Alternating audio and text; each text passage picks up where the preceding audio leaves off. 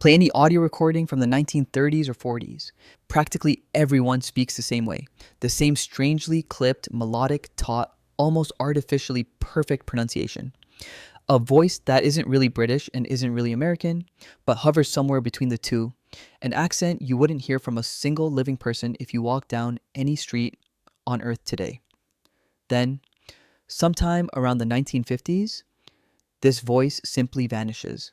It dies out almost from one generation to the next, as if the entire Western world had suddenly forgotten a language that no one, in fact, ever actually learned at home, on their parents' knee.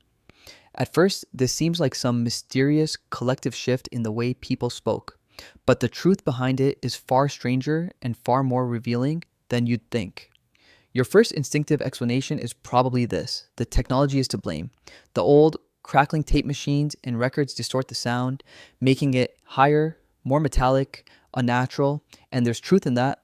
Early recording equipment really did work within a narrow frequency range. It cut off the lowest and highest parts of the sound, and what it left behind sounds thinner, sharper, more old-timey to our ears. This technical distortion is real, but there's a big problem with it. It doesn't explain the real mystery, because it isn't only the color of the sound that's strange on those recordings. It's the pronunciation itself, the way people shape the words in their mouths, and that is something a tape machine cannot fake. What you're hearing isn't a fault in the recording. It's a conscious, learned way of speaking. It even has a name, the Transatlantic or Mid-Atlantic accent. And now comes the first truly strange fact about it, one worth thinking through. This accent was never anyone's native tongue. There is no region, no city, no family in the world where people naturally spoke this way at home. There was no place it came from. This voice was, in the most literal sense, artificial. It was invented. To understand where it emerged from, you have to go back to the very beginning of the 20th century. The American upper class of that era, the elite boarding schools of the East Coast, the world of old money and aristocratic families, cultivated a very particular way of speaking, a pronunciation that sat deliberately halfway between British refinement and American everyday speech. This was the voice of sophistication, of good breeding, of the right background. Anyone who spoke this way instantly gave away which layer of society they came from. Then came someone who elevated this vague elite custom into an actual science. A phonetician and speech teacher who wrote a detailed textbook about this way of speaking and laid down its precise, enforceable rules. At the end of words, the R sound must be swallowed, not pronounced. Certain vowels must be rounded and lengthened in the British manner. The intonation must rise, melodically, in a measured way. Understand how important this is.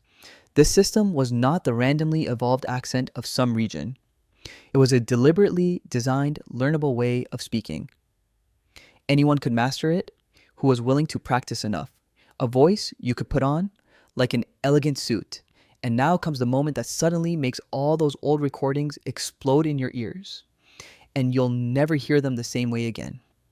When sound film was born in the first half of the 20th century and then radio burst into nearly every home, Hollywood and the broadcasting companies suddenly faced a very practical problem. The actors and announcers came from every corner of that vast country. There were Texan drawls, sharp New York accents, soft Southern pronunciations, flat Midwestern intonations, and the early, low-quality microphones. And here, the two threads connect, reproduce these strong regional accents especially badly. In distorted form, a thick dialect became simply unintelligible, sometimes ridiculous, amid the crackle and the noise. So a solution was needed, a neutral, clean standard, easily understood by everyone, that on top of that sounded refined, educated, authoritative. And there it was, ready at hand, the transatlantic accent, a voice already associated with sophistication. So they didn't leave it to chance. The actors, the announcers, the newsreaders were simply taught it. Speech coaches and diction teachers drilled them for hours until it was flawless.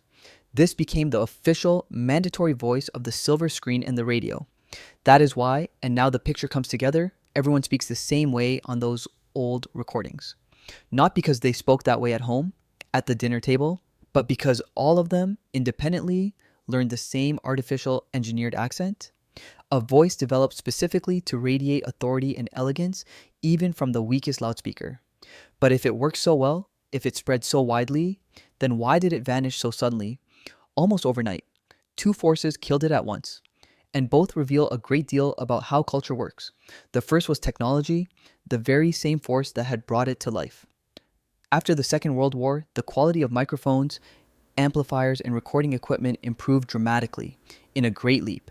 And with that, the whole original problem simply disappeared. Suddenly, the Texan, the Southern, the New York accent came through cleanly, clearly, with every nuance intact. There was no longer any need for an artificial, neutral standard in order to understand the speaker. The voice that had been born of a technical necessity lost its reason to exist. The second force was a change in culture and taste. Post-war America turned away from stiff, aristocratic, elite refinement. People began to look for something else: authenticity, directness, realness. They wanted film stars who talked the way they did, the way their neighbor did, the way the person on the street did. And in this new world, the old, clipped, aristocratic transatlantic voice suddenly sounded not refined, but false, affected, ridiculous, like a costume someone had forgotten to take off. And so, in barely the span of a single generation, an entire carefully constructed way of speaking died out completely. And notice how important this is. It didn't disappear because people forgot it. It disappeared because both the technical and the social reasons they had once learned it ceased to exist. And now comes the part that will make you listen with slightly different ears, not just to the old recordings, but to today's world. And perhaps even to yourself, because the transatlantic accent didn't actually vanish without a trace. It was simply replaced.